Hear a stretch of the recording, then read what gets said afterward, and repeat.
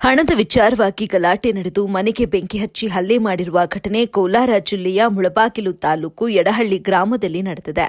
ಸಂತೋಷ್ ಸುರೇಶ್ ಸೇರಿದಂತೆ ಹಲವರು ಗ್ರಾಮದ ಹನುಮಂತು ಎಂಬುವವರ ಮೇಲೆ ಹಲ್ಲೆ ನಡೆಸಿ ಅವರ ಅಣ್ಣ ರೆಡ್ಡಪ್ಪರವರ ಮನೆಗೆ ಬೆಂಕಿ ಹಚ್ಚಿ ಗಲಾಟೆ ಮಾಡಿದ್ದಾರೆ.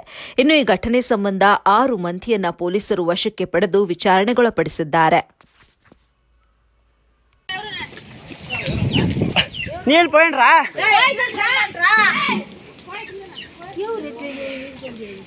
అదే చూడా ఏ కాల్బా